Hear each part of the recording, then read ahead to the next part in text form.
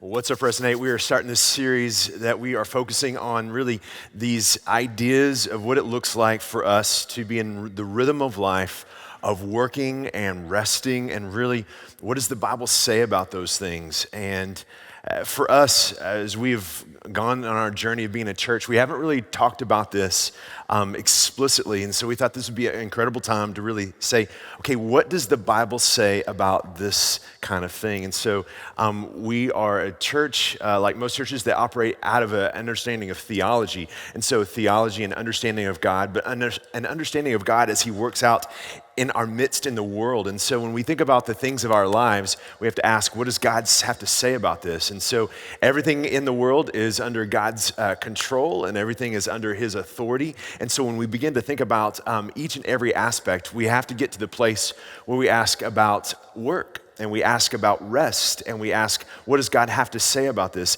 And oftentimes what we've done is we've created this kind of divide, this sacred secular divide, that there's something that happens on the weekends, and that's the rest and the worship. And then there's something that happens during the week, and that is work. And those things are kind of divided out. And yet when we begin to get into this, it's a very deeply biblical idea. And I want us to explore these two things. And for the next 4 weeks, we're going to be diving into this. And as I've gotten to really do research in this, man, it is profound, and I think it has an opportunity to really revolutionize our worlds and the way that we live in our worlds. As you come into any of our environments to worship on Sundays, one of the things that you see in almost every one of our environments is really, as you walk in, you begin to see our purpose statement. And our purpose statement in Resonate Church is connect the gospel to people, people to community, and community to mission. And in that, we have this understanding of the gospel being the good news of Jesus Christ. But then you have these two things that we believe are really the underpinnings of the most significant needs that you and I have in our lives. And when we think about that, the first one is this. It's the idea of relationship or community. And this idea really begins to have all kinds of things that are packed around in it, like the idea of unconditional love, that you and I need and we deeply desire to be loved as we are and to be accepted as we are, and we have a deep need. Whether we articulate that or not, there's something in us that needs that deeply. And for us to be able to experience authentic community, for us to be able to experience the kind of friends that we can be ourselves in, to be able to have people that are around our lives that we don't have to put on a show for, that we don't have to put on a mask for, that we can just kind of say, this is who I am. And for us to know people and be known by people is one of the deepest, most significant needs that we have. And so everybody, one of our deepest fears is loneliness and isolation. And yet in our world, there's more of an opportunity to be isolated and to be really kept from deep community than ever before. In fact, what we can do is we can have this surface kind of community. We can be around people and we can interact with people on social media, but not actually begin to get into the kind of relationships that change our lives, and we can ultimately feel the sense of being known by. The other idea that I think is a significant need that we have is the idea of us discovering and living into our purpose, that we have been designed by God to have a deep need that our lives have meaning, and meaning is a significant thing that helps us to understand what am I ultimately aiming my life for? What is my life all about? How is it that I discover this? And so we talk about this idea of God's mission, that God is doing something, that God is active, and that he is in the world moving towards an end goal of displaying his glory. And in this, he invites us to be a part of this, and he invites us to point our lives alongside what he is already doing, and he uses us to do his work to be able to bring about his kingdom on this earth. And that's kind of a bizarre idea, but this is God at work. We also understand that one of our deep needs is to have this respect and to have this glory ultimately. And we look and we find that in God. And the thing that we oftentimes miss is oftentimes how it is that our vocation affects this, how our work affects this, and the understanding of purpose that is a deep need that's tied to the kind of people that we live out, or the kind of people that we are, and the purpose that we have in our lives. And all of that really begins to help us to be able to say, okay, if we have the deep need of relationship and the deep need of purpose, how is it that we see our work as connected to the very thing that is one of our deepest needs in that purpose? So here's what, as a church, I want to be able to talk through this. Statistics tell us if you're here every week, if you're here for a duration of your life, you're going to spend about 2,296 hours in church services. That probably seems pretty overwhelming at this point. Like, oh my goodness, that's a lot of preaching. But more than that, what you need to understand is you spend 96,000 hours in your work environments. You spend 96, and so the question is, how does the 2% inform the 98%? How is it that we begin to say, okay, if 98% of that time is spent in our work environment, how is it that we begin to have the Bible inform the 98%? And that we begin to merge those two and begin to say, what does this look like in our life? And how do we begin to understand the way that we live this out? I believe that we need to understand and embrace our God-given potential and our God-given limitations. And recognizing both will lead us to discover and live out our God-given calling. So as we begin to think about the idea of potential, and when we begin to think about our purpose and what we are doing in work and our vocation to be able to understand who we are and what we have to give to the world and what ultimately we're going to live out and be able to say, what is our potential? And we're all about allowing our potential to be recognized and beginning to say, hey, okay, God, what is my potential? And we all are seeking to maximize our potential. But the other thing as we begin to get into this is to understand our limitations and to be able to understand what it looks like for us to recognize that in our very limitations, we begin to worship. So not only does God become present with us when he draws out the way that he's created us and it begins to empower that to affect the world around us, but also we begin to recognize God as Lord of our lives when we begin to recognize our limitations. And so we're going to be talking about work and what work looks like, but we're also going to be talking about rest. And to be able to balance these things together on both sides of these begin to help us to understand who God is in our life. So God is not just the God of rest. God is not just the God of, if we go back to this Jewish understanding of Sabbath or taking a break from creating, but it's also this idea of what we do in the world, what we produce, what we create. And in this, we begin to see that God is present and God is king and God is wanting to interact with us in both of those places and allows us to discover this idea of calling, which I think maximizes who we are. So what we're going to do is we're going to go into this story. And I want us to understand that the church has, from its very inception, had probably a clearer understanding of vocation and a clearer understanding about how we all participate from its inception than it does now. Because in its inception, everybody had a vocation that was not a part of any kind of religious or church kind of things, that there was just a bunch of people that all had vocation, all had callings. And then over the years, what began to happen is that we began to hire people that would preach to you and people that would organize the church and stuff like that. And it began to kind of create this dichotomy that I think is unhealthy about sacred and secular things. But at the very beginning, everybody understood vocation as a part of their calling, and everybody understood this as a part of when I begin to follow after Jesus, here's how my work life integrates into that, because everybody lived out that, and everybody had that as one of the primary ways that they lived in their life. And so I want to go back and I want us to have some discovery here. And where we're going to start today is at the very beginning, and that's going to be Genesis 1, where we begin to understand what did God create and how did he create it, and what does it ultimately have in terms of effects on our lives. So in Genesis chapter 1, if you have your copy of Scripture, we're going to be there, and really we're just going to tackle that today and begin to talk about the implications of what God did at the very beginning. So in Genesis chapter 1, verse 27, it says this: "So God created mankind in his own image. In the image of God, he created them, male and female, he created them." So you have in this simple verse here a couple of things of significant repetition, right? In this short amount of time, you hear you hear this idea of creation, and you hear this idea of image.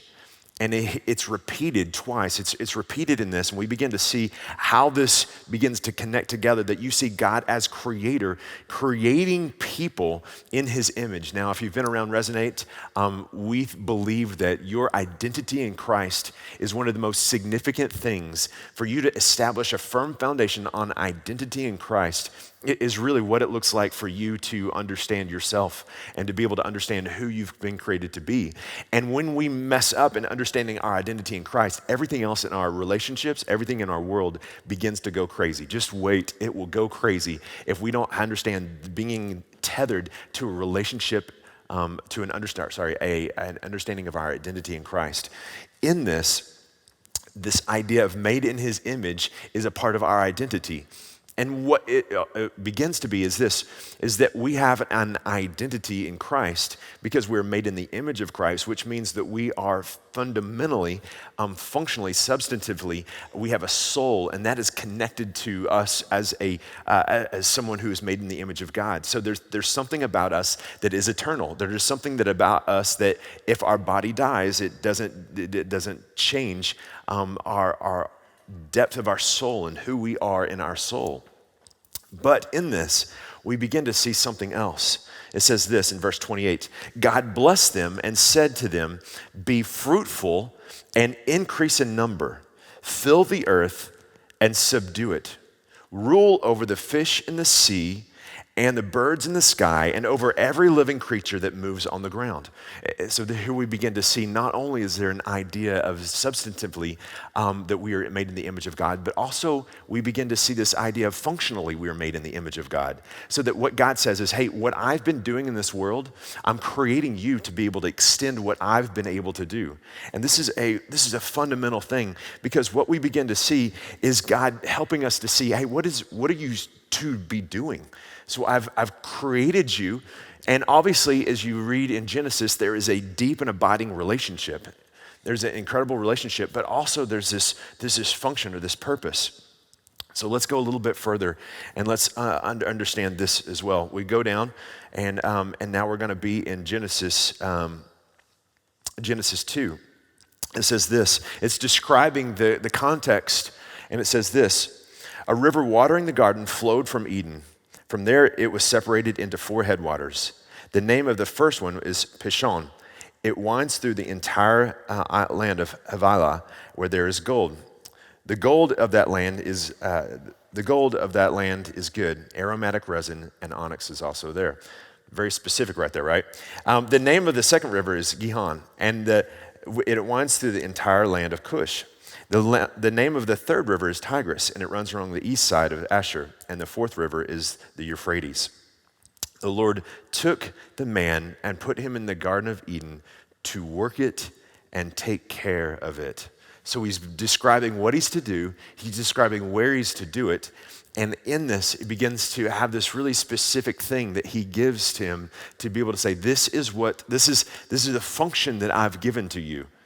Now, as we begin to think about this, I've just highlighted this idea of to work it, to create out of it, to take and have these raw materials that begin to form something that is improved, and to take care of this.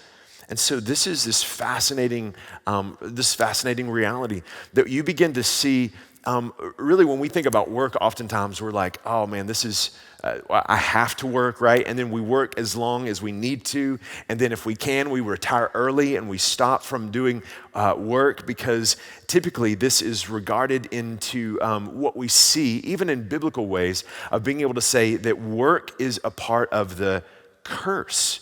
So when you see the fall of man, we begin to see that man rebels against God, there are consequences. And one of the consequences is that we begin to see that it begins to be very difficult, that the land wars against the human. And this is like the curse of what happens when sin enters into the world. And typically we get that into our head and we think this is just what I have to do. And we have to, grind it out, and we have to figure out how to get work done. We have to begin to have that mentality. But I want us to understand that in this moment, this is before the fall. that we're looking at work and we're looking at the establishment of work before sin has entered into the world. Now, that should help us to be able to have some clarity on this idea of how we should think through work and how we should think through vocation and how we should think about that 96,000 hours that we spend in that and how we should think about what we are to give to that. Because when it begins to have clarity that God gave work and that God gave this functional way by which we are to understand our life before sin comes and destroys or ruins this idea of what we are to live in, that we are to have both relationship with God and to have purpose in his God-given, in this God-given functional, role that we have. So here's what we begin to see, that work is given to us before the fall. Therefore, work is a part of the blessing of God and not the curse of God. Does that make sense? So that we begin to see that what happens in our vocation, what happens in work, even that word, man, well, I've got to do work, and that tends to have a negative connotation. But he says, I want you to work the land, and I want you to take care of it. And that word work had a blessing connotation to it and not a cursing connotation to it. Now, it was only the fact of that sin created a difficulty in that, but the actual function of that, whether it was easy or difficult, was before the fall. And I want us to get to that. Not only this, is that work is connected to our need for purpose. That when we begin to understand one of our deepest needs is to know that our life matters, that we create significance, that there's something that really outlasts our life, or there's something that our hands have created that go beyond just the things, even our ideas have created, right? That we functionally begin to bring into this, that it ultimately allow us to be able to say, hey, this is a part of my purpose. Now, what we begin to see is that things like unemployment is not just a financial issue, but it affects the very identity of humans. Whenever there's not enough work to go around, it is dysfunctional, and it is a result of something that does not look like the image of God being displayed in the world around us. And so if we think about what we should do in our economy to be able to bring jobs to people and ultimately to be able to think through the lens of the gospel, how is it that we provide for people, and to provide and to be able to work together so that there is jobs for everyone is something that we as people should be pointed towards, because it's not the idea that we should keep people from working, but we should be able to provide people work, and we should provide people an opportunity to be able to do what functionally provides them purpose. And even if it's jobs, it's like, hey, that's the worst job. You look at, there was a show, it's like Dirty Jobs. I don't know if you've ever seen these like worst jobs in the world, but still to some specific people, those are some of those things that like, you see those shows and we go in and they're like, this is the worst job ever. How could you have this job? And those people are like, well, kind of get used to it and kind of like it. And you're like, how is that the case? And it's because we are uniquely made, right? And there's some things that I would never want to do that you would love to do. And that's just how the diversity of how God has made us ultimately allows us to reflect the fact that we all need to have the kind of responsibility, and we all have that need to be able to connect to our purpose. Not only this, that work reflects the image of God in us. That when we work, when we have a vocation, when there's something that we produce, it reflects the very image of God in us. And this is a profound thing, that because it draws us to the very heart of God, because it reveals who he is to be in our lives. And so in this, it's reflection of God as a creator in our lives. And in this, when we begin to operate in his image, we are doing so primarily because we have a soul, but also because functionally we have a role as creator. And we cannot deny that we have a soul, but we can shirk our connectedness to God by failing to be a co-creator with him. And the Bible, here's what the Bible has shown throughout, that what God has done is to be able to say, I want you to be a co-creator. So from Genesis all the way to the New Testament, here's what God does. He creates people, and then what he does is he gives them a task. So from the very beginning, it's work the land, right? It's be fruitful and multiply, fill the earth and subdue it, to reign over the earth. And so there's a job of authority that he's given people that reflects his authority. He's given them a job of improvement and creation, which reflects the very nature of himself, right? In the New Testament, we begin to see that God extends that and ultimately is a part of this redemptive nature. And the New Testament takes and fixes what we see broken in the Old Testament by the fall and by people rejecting. And so what does he do in the New Testament? Jesus comes, he lives a sinless life, he dies this death for us, and then the results for that is the very same thing as we see in Genesis. He says, I'm gonna leave, and I'm gonna hand the baton to you, and I'm gonna give you the purpose of being able to continue my mission, and you're gonna be the part of being able to take the good news of the gospel to the rest of the world. And so we see this in Genesis. Here, I give you this thing to be able to give you purpose in your life, to be able to be a co-creator and redeemer of the world. And in the New Testament, we see the very same thing. We see the Great Commission, go therefore and make disciples of all people, teaching them to follow me, right? And then he begins to say, here's what's gonna happen in Acts 1:8. He says, you're gonna go and you're gonna tell people and it's gonna extend all over the world, right? And what he does is Jesus doesn't stay and say, I'm just gonna do here, I'm gonna continue my ministry here and draw all people into myself. No, he hands the baton to us and says, this is what you should do. I've created you for your function so that you might have the deep recognition of the purpose in your life. And this is this beautiful thing that we begin to see, that kingdom-wise, God creates people as creators. Get that? That God creates people as creator. This is multiplication at its finest. If you're around Resonate, you're gonna hear multiplication, but because we believe that it's biblical. And we believe that what it looks like is from the very beginning that God created people that are creators, that God is multiplying his efforts by creating creators.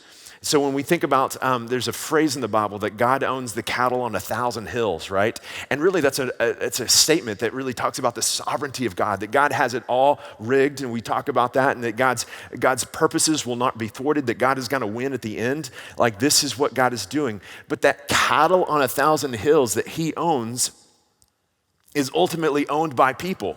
And so what does he create? He creates people that ultimately have his purposes in mind. And this is amazing when I get around people who begin to say, hey, the things that God has given to me, I'm here to be able to, as a co-creator with God, to be able to leverage what God has given me for his kingdom. In fact, last fall, we had a group of people that came to Resonate Church, and they were people that God blessed with financial resources, and they came in and said, hey, we want to invest, right? This is how God owns the cattle on 1,000 hills. So we're praying, God, as we plant these churches and as we send people out, as we begin to blanket college campuses and college towns with new churches, how do we functionally allow that to happen with the resources that you've given us? Well, ultimately, the cattle on 1,000 hills are owned by people who own the cattle, who begin to have their mind thoughts pointed towards saying, hey, how is it that my life is pointed to something more than just the betterment of my life? And we begin to see the generosity of people. We begin to see people participate. And this is how it looks when we begin to see ourselves as co-creators with God, that we begin to say God's method is always to be able to use his people to accomplish his purposes. And so here's the reality. We are co-creators with God. We are continuing God's work of forming, filling, and subduing. Whenever we bring order out of chaos, draw out creative potential, when we improve beyond where we find things, we are following God's creative cultural development. I hope that you get that. One more time. We are co-creators with God. We are continuing God's work of forming, filling, and subduing. Whenever we bring order out of chaos, draw out creative potential, when we improve beyond where we find things, we are following God's creative cultural development. Man, doesn't that reframe the idea of work for us and help us to be able to say, okay, what does it look like as I do my job, whatever your job is, to be able to do this? And so a guy that's been really influential in this as a church in New York City, and obviously in terms of work, and in terms of work as an identity, in terms of a pitfall of being able to say, because there's two ways that we can have pitfalls. One, we can begin to think of work as something that we want to do the very least of and to shirk that, or we can have work as our identity and we can use it as an idol. Both of those are pitfalls. in Manhattan, where Tim Keller has a church, he sees a lot of the work as identity. And here's what he says, his definition of work. Work is rearranging the raw material of God's creation in such a way that it helps the world in general and people in particular thrive and flourish.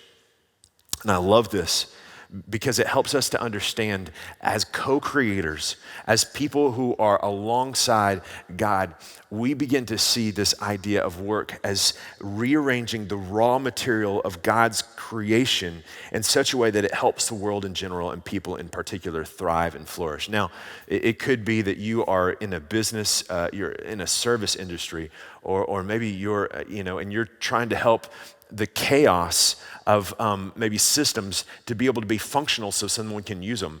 Maybe you're an educator and you're trying to create all the information out there and you're packaging that in a way that leads to human flourishing, to be able to understand things. Maybe you're, you design houses and you're trying to figure out how it is that the raw materials of a house could be used to functionally be able to help someone. Whatever it is that you do, that is something that you begin to say, how is it that my work is taking raw materials, taking chaos, and creating order that benefits mankind, that benefits people around me, that begins to point towards God's creative realities in the world around us. We don't talk about this very much, but what happens is this idea of flourishing and to be able to say, hey, when I do this, I feel God's pleasure. When I do this, I understand that I've been uniquely created in this way, and we'll get into that in just a minute, to be able to say, how do we begin to see ourselves at work here? But what I want us to caution against is the one thing that will ultimately destroy a biblical understanding of work. And it's that one thing that I think is crept into our culture and even into our churches, and that's the idea of individualism. In fact, I was reading a book that talked about the theology that we see and hear in our songs. And they began to do this massive study of all the lyrics of modern songs in churches and basically said, okay, what we're beginning to see is the radical individualization of our faith. That almost all songs that we see have this me and God kind of thing, and this radical emphasis on this personalization or individualization. And even I was going back and looking at ways we talk about Jesus and talk about the gospel, and when we tell somebody about the gospel, oftentimes what happens is we reduce the idea of the gospel down to simply individualism and how this benefits them. Now, functionally into our world around us, that's one of the easiest ways we can say, hey, this is why this is relevant to you. But what I want us to understand is that latent individualism that has continued into our churches and continued to be a part of our theology destroys our understanding of work. Because what it does is it takes our understanding of work and it makes us take and say, okay, this must be just about me. And so when we begin to think about our vocation, what we consider and how we operate is radical individualism. And so this idea of individualism fights against this biblical understanding of work because it takes and puts us at the very center and says, okay, what is it that I'm gonna get out of this? How is it that my vocation is not for human flourishing, but for my own benefit? And when that happens, what we begin to see is, again, here's a quote by Tim Keller, a job is a vocation only if someone else calls you to do it for them rather than for yourself. And so our work can be a calling only if it is reimagined as a mission of service to something beyond merely our own interest. Thinking of work mainly as a means of self-fulfillment and self-realization slowly crushes a person.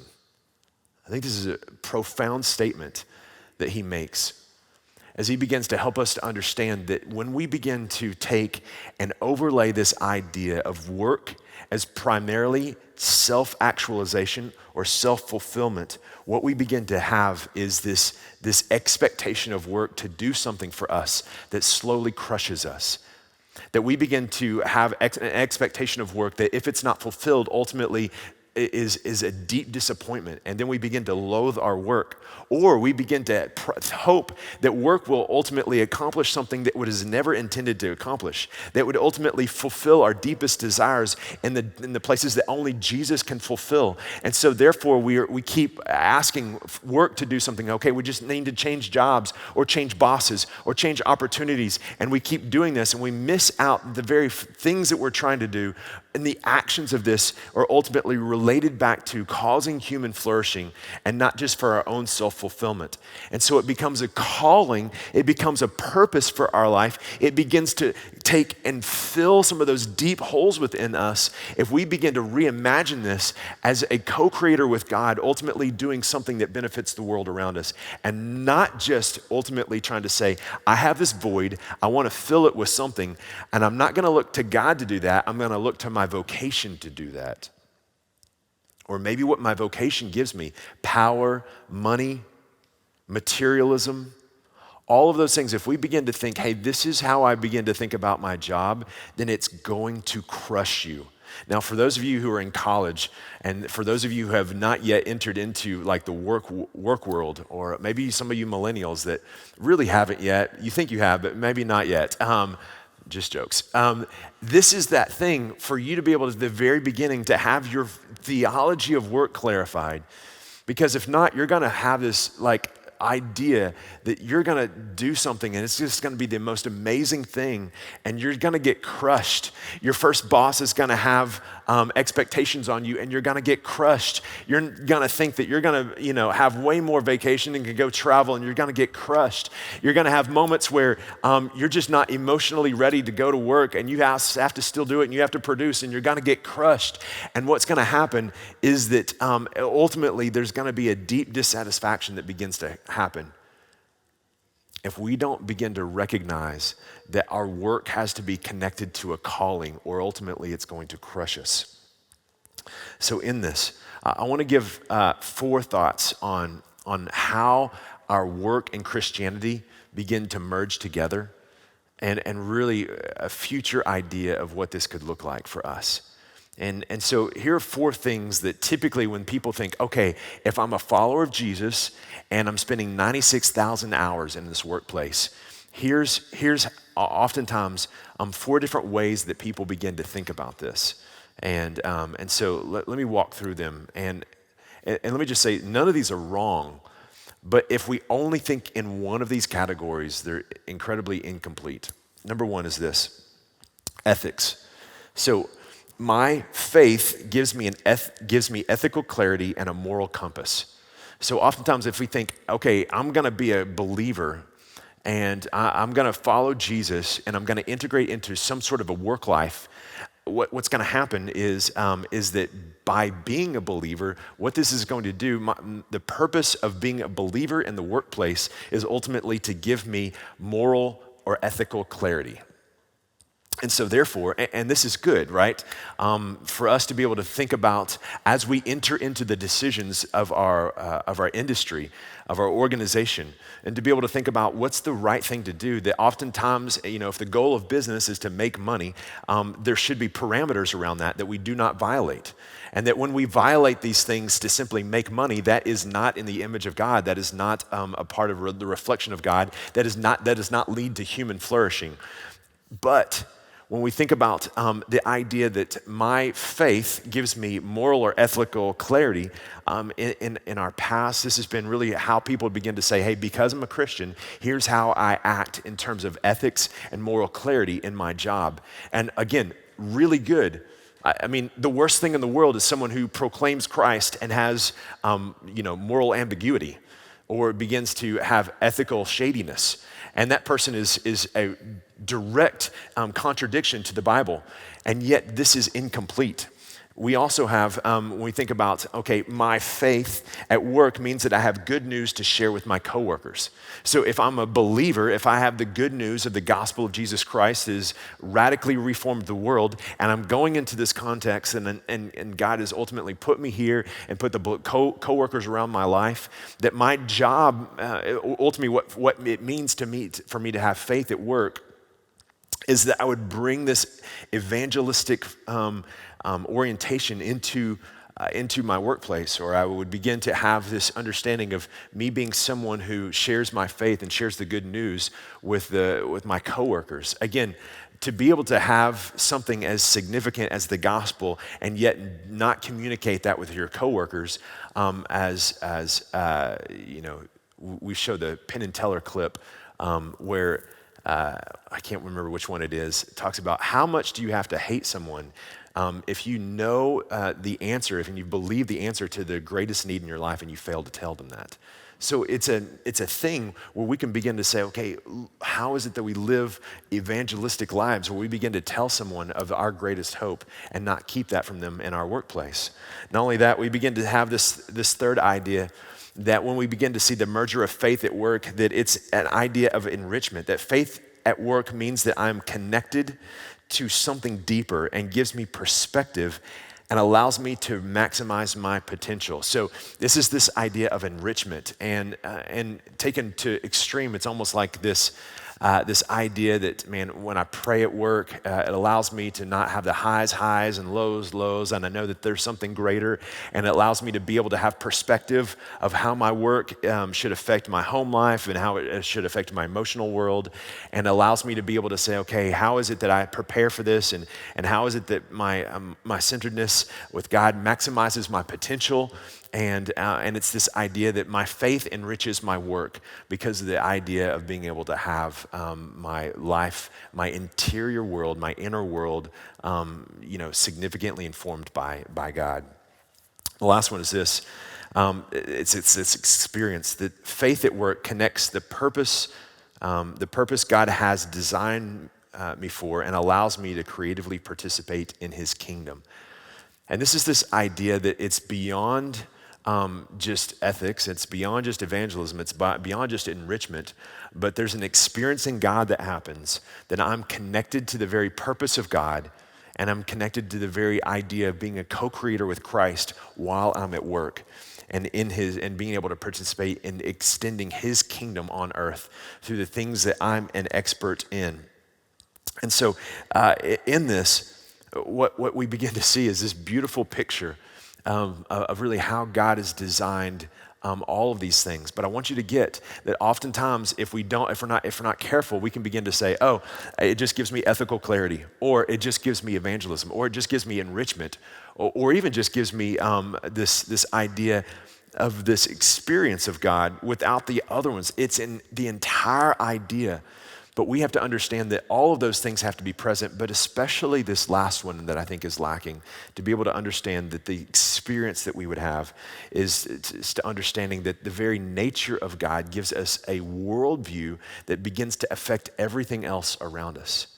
That when we begin to think as God would, as if Jesus were in my workplace doing my job, what would he say in my world? What would he do in my context? How would he begin to operate this? So what does it look like for us to put all this together?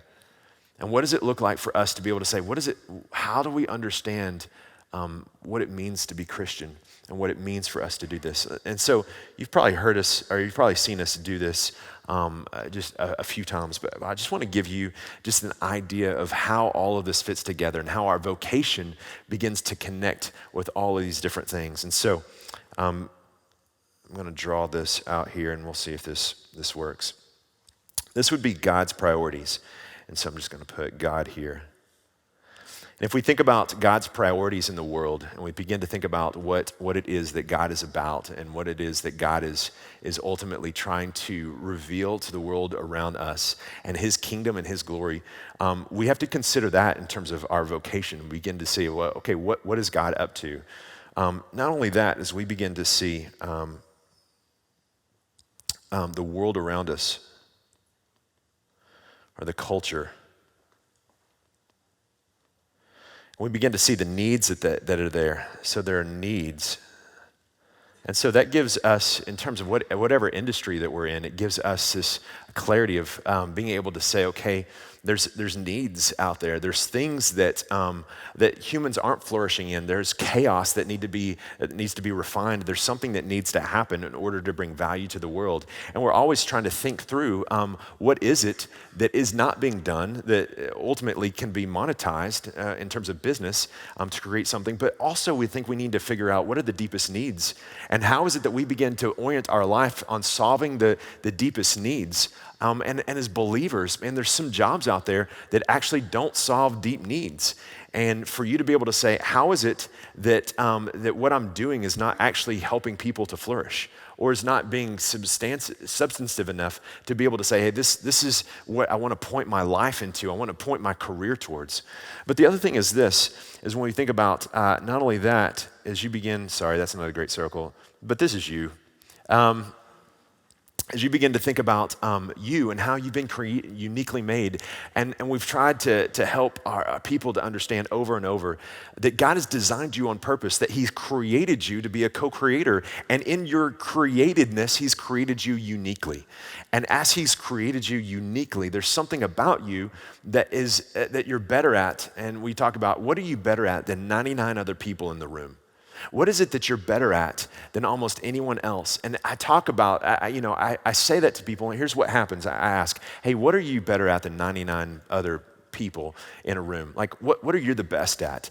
And almost everyone struggles at first to answer that question. And then begins to say, I don't know, maybe this. But I want you to know, like, there's something about you that you're better at than 99 other people in the room. And that thing, when you begin to discover that thing and you begin to recognize, hey, this is really easy, and oftentimes we can't recognize it because it's so easy for us, whatever that thing that we're really good at, it's so easy for us that we think it must be cheating. We downplay our gift because we think, that's not really, I don't even have to try to do that really well. And so we begin to think it's not that worthwhile because we didn't have to really work that hard for it. But if you discover that thing, begin to recognize something.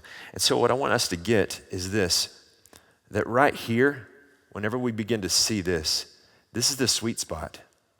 And this is that spot where we can say, how is it that we point towards the priorities of God, to the needs of the world, and to be able to understand how God has uniquely made us.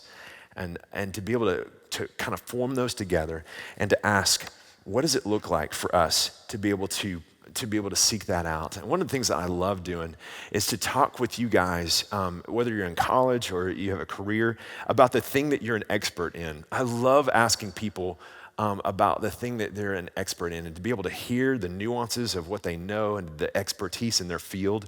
But we all have those things. And the question is, do we understand that about ourselves? Are we pointing those in the understanding of what God's priority is? And to be able to say, hey, is this needing a cultural world need around us? And to be able to ask this. And so what we have to do is we have to figure out what it means to be a Christian in the workplace. And here's what I mean by workplace. This is not just those of you who have jobs that are paid, but I'm talking about anything that we do that we would consider, hey, this is our job, this is our calling. That might be paid, that might be unpaid. If you're a full-time stay-at-home mom, like, that's work. That's work. That's some hard stuff, right? And so whether that should be valued equivalently to women who work and are full-time mom, but they have a career outside of the home. And for us to be able to understand that this is not just isolated. There's none of us that this doesn't have something to speak to. If you're a college student, or you're going to orient your life to this in the future, and for you to be able to understand why are you doing what you're doing right now, whatever major you're in, whatever kind of context you're in, what are you doing to aim your life towards in that way? And so for us, as we begin to think about this, I want us just to land on this idea and to be able to ask, or say, our vocational calling is connected to the way God has made us and opens doors for us to join Him in this creative work that is done for Him, for His glory and for the sake of others. And for us to begin to kind of internalize that and ask, what does it look like? And so this week, I'd like to ask you the question, what am I creating? What am I doing that's causing human flourishing? And my hope is that you're discovering who you are and how with God you can begin to experience his presence, not just in this context, but in the 96,000 hours that are going to be spent outside of this, and creatively figure out how you can extend the kingdom of God with the thing that you're an expert in. And for us to understand that this, like we've talked about at the end of or you've heard like at the end of your life, no one says, I've spent more time in the office. But I want to reframe this. At the end of your life, will you wish that you had plunged more of your time, your passion, and your skills into work environments and work products that helped people give and receive more love? And can you see a way to answer yes to this question in your current career trajectory? And for you to be able to say, how is it that I begin to point my life towards an understanding of work? And how is it that I begin to understand that what I'm doing with my life is actually related back to being a co-creator of God, and in him you feel his pleasure as you begin to take and form out of raw materials of chaos something that flourishes around human qualities. This is for all of us. We begin to think about Jesus, who was a carpenter, and Jesus, who worked with his hands, but ultimately paid the price on the cross that we might be able to have both a relationship with God and ultimately discover his purpose. And that he has come into this world and he has created a pathway for us to know a God who gives us everything that we need, from the unconditional love to a significant purpose to aim our lives at. This is my prayer for you.